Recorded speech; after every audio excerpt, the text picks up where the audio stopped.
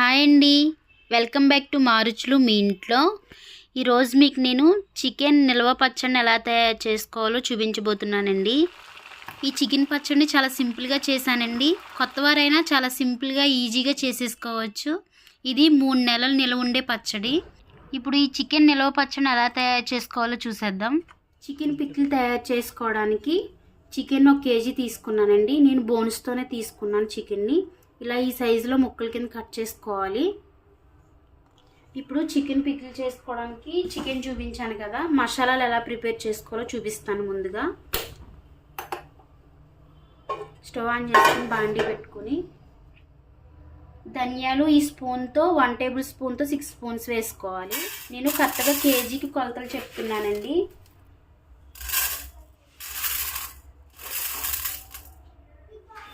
అలాగే ఒక 6 ఇలాచీలను తీసుకుని వేసుకోవాలండి.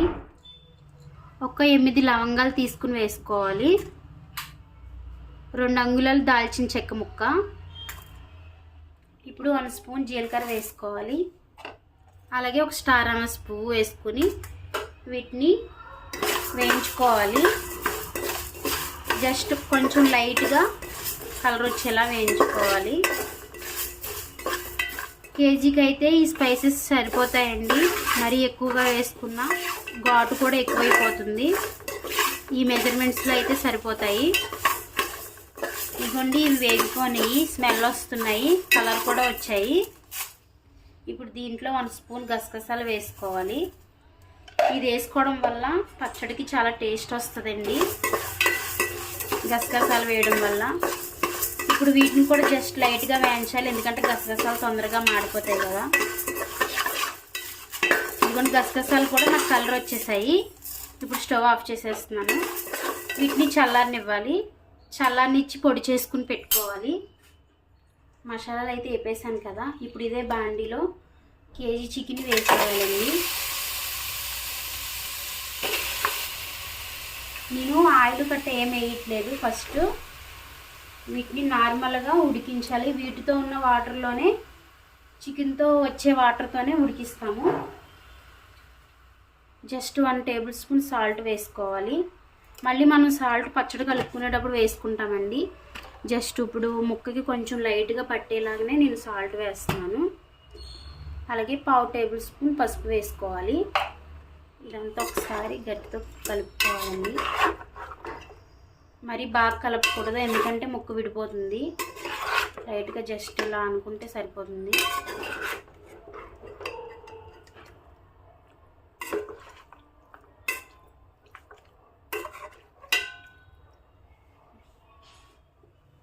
ఇదిగోండి, వాటర్ వచ్చి చూస్తున్నారు కదా చికెన్లోంచి. ఈ వాటర్ అంతా మళ్ళీ ఇంకిపోవాలి. అప్పుడు లోపల ఏమన్నా పచ్చిదనం ఉంటే చికెన్లో ఉడికిపోతుందండి. ఇదిగోండి, వాటర్ అయితే మొత్తం ఇంకిపోయాయి, అయిపోయినట్టే. ఇప్పుడు వీటిని ఆయిల్లో ఫ్రై చేసుకోవాలి, డీప్ ఫ్రై చేయాలి. ఇప్పుడు స్టవ్ ఆన్ చేసుకొని చికెన్ అయితే ఫ్రై చేయడానికి అని చెప్పేసి నేను ఒక కడాయిని పెట్టానండి. ఉడికించిన చికెన్ పక్కన పెట్టాను కదా. ఇప్పుడు దీంట్లో మనకి కేజీకి 1/2 కేజీ ఆయిల్ పడుతుందండి. నేను వేరుశనగ నూనె తీసుకున్నాను. పచ్చళ్ళకి వేరుశనగ నూనె కానీ గానుగ నూనె కానీ బాగుంటుంది, అందుకని చెప్పేసి నేను వేరుశనగ నూనె తీసుకున్నాను. ఇది 1/2 కేజీ అండి. ఇప్పుడు దీంట్లో వేసేస్తున్నాను 1/2 కేజీ ఆయిల్. ఇంకొక 1/2 కేజీ నేను నెక్స్ట్ తర్వాత వేస్తానండి. ఇప్పుడు ఈ ఆయిల్ కాగిన తర్వాత ఉడికించిన చికెన్ ముక్కలు వేసుకుని వేయించుకుందాము. వేరుశనగ నూనె పొంగకుండా చిన్న చింతకాడ వేసుకుంటే వేరుశనగ నూనె పొంగకుండా ఉంటుందండి. ఇదైతే మరిగిపోయింది కదా. కొంచెం కొంచెం చికెన్ వేసుకుంటూ వేయించుకోవాలి.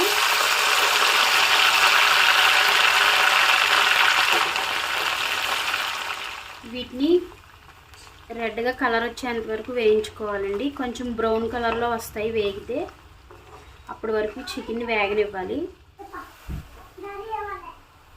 ఇదిగోండి, చికెన్ ముక్కలు అయితే కలర్ వచ్చేసాయి, చూసారు కదా ఎంత బాగా వచ్చాయో. ఇప్పుడు ఒక ప్లేట్లోకి తీసేసుకుందాము. నేను ఒక పెద్ద బేసిన్ లాంటిది తీసుకున్నాను. దీంట్లో కారం అవి కలుపుకోవడానికి బాగుంటుందని చెప్పేసి ఇలా ఈ చికెన్ ముక్కలన్నిటిని తీసేసుకుని ప్లేట్లోకి వేసేసుకుందాము. అలాగే మిగిలిన చికెన్ కూడా వేసేసుకుని అదే విధంగా కలర్ వచ్చేంత వరకు వేయించుకోవాలండి. ఇదిగోండి కేజీ చికెన్ ముక్కల్ని ఈ విధంగా వేపేసుకున్నాము. ఇప్పుడు వీటిని పక్కకు పెట్టుకోవాలి. ఇదిగోండి ఇంకొక పావు కేజీ పెండింగ్ ఉంది కదా, ఆ పావు కేజీ ఆయిల్ని కూడా ఈ ఆయిల్లో వేసేస్తున్నాను. ఈ ఆయిల్ని కొంచెం కాగనివ్వాలండి. 2 స్పూన్స్ అల్లం వెల్లుల్లి పేస్ట్ వేసుకోవాలండి ఆయిల్లో.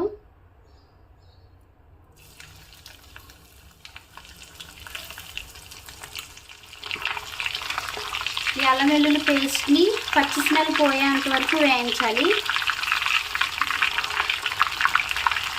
ఇది పచ్చి స్మెల్ పోకపోతే పాడైపోతుందండి పచ్చడి, అందుకే బాగా వేయించాలి.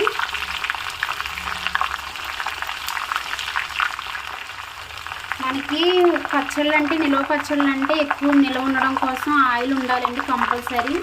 ఆయిల్ లేకపోతే పచ్చడి పాడవుతుంది. కంపల్సరీ ఆయిల్ ఎక్కువ ఉండాలి. అల్లం వెల్లుల్లి పేస్ట్ అయితే చాలా బాగా వేగిపోయిందండి. స్మెల్ అయితే చాలా బాగా వస్తుంది వేగినట్టు. ఇప్పుడైతే స్టవ్ ఆఫ్ చేసేసుకుందాము. ఇదిగోని తెలుస్తుంది కూడా వేగినట్టు, మనకి క్లారిటీగా తెలుస్తుంది. ఇప్పుడు వేయించుకున్న చికెన్ ముక్కల్లో సాల్ట్ వేసుకోవాలండి. సాల్ట్ వచ్చేసి మనం ముందు ఉడికించే ముందు వేసాం కదా, 1 టేబుల్ స్పూన్ వేసాను అక్కడ. ఇప్పుడు దీంట్లో 1 టేబుల్ స్పూన్ మళ్ళీ వేసి కొంచెం వేస్తున్నానండి నేను లైట్గా. మనం ఎక్కువైతే మళ్ళీ తీసుకోవడం కష్టమండి, తక్కువైతే మళ్ళీ వేసుకోవచ్చు. ఇదిగోండి కేజీకి కారం అయితే 50 గ్రాములు వేసుకోవాలి. ఇంకా బాగా కారం ఎక్కువ తినేవారు ఉంటే ఒక 1 or 2 స్పూన్స్ అడ్జస్ట్ చేసుకోవచ్చు. ఎలాగ మనం మసాలా పొడి వేస్తాం కదా, దాంట్లో ఘాటు ఉంటుంది కదా, కాబట్టి కారం తక్కువగా వేసుకోవాలి. నేను వేపి పక్కన పెట్టుకున్న మసాలాను కూడా పొడి చేసేసుకుని మసాలా పొడి కూడా వేస్తున్నానండి. ఇదిగోండి ఈ సైజు నిమ్మకాయలను ఒక 5 నిమ్మకాయలను తీసుకుని రసం తీసుకున్నాను. ఇప్పుడు ఈ నిమ్మరసాన్ని కూడా వేసేసుకోవాలి.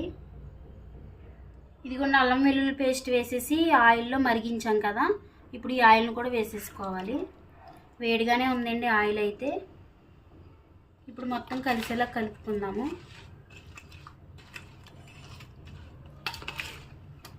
ఈ ఉప్పు కారం అన్నీ వీటికి పట్టాలండి. మనకి ముక్క ఊరే కొలిది ఆయిల్ కూడా లాగేసుకుంటుంది, పీల్ చేసుకుంటుంది చికెన్ ముక్క అయితే. అందుకు కంపల్సరీ ఆయిల్ ఎక్కువ ఉండాలి. 3 months వరకు నిల్వ ఉంటుంది కాబట్టి ఆయిల్ ఎక్కువ ఉండాలండి. నేను మా పిల్లలు తింటారు కదా అని చెప్పేసి కొంచెం తక్కువగానే వేసాను కదండి కారం ఉప్పు కూడాను. ఇప్పుడు టేస్ట్ చూస్తే కొంచెం పడుతుందని చెప్పేసి అనిపించింది నాకు.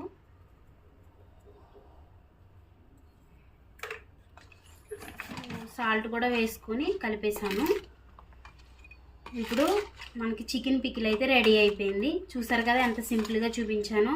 ఎక్కువ మసాలాలు లేకుండా, ఎక్కువ ఘాటు లేకుండా సింపుల్గా చిన్నపిల్లలు కూడా తినేట్టుగా నేను చికెన్ పికిల్ని అయితే చాలా ఈజీగా చూపించేశాను కదా. ఈ చికెన్ పికిల్ని అయితే ఇవాళ ఉదయం పెట్టుకుంటే రేపు ఉదయానికి చాలా బాగా ఊరిపోతుందండి. ముక్కకైతే బాగా పడుతుంది. వెంటనే తింటే కొంచెం అంత టేస్ట్ తెలియదు, కానీ తెల్లవారికి అయితే చాలా టేస్ట్ ఉంటుంది. ఇది ముక్క అది బాగా ఉప్పు కారం మసాలాలు అవి పట్టి చాలా టేస్ట్ ఉంటుందండి. కనుక మీకు నచ్చినట్లయితే లైక్ చేయండి, షేర్ చేయండి. కొత్తవారు మన ఛానల్ చూస్తున్నట్లయితే సబ్స్క్రైబ్ చేసుకోండి, సపోర్ట్ చేయండి. థ్యాంక్ యూ అండి.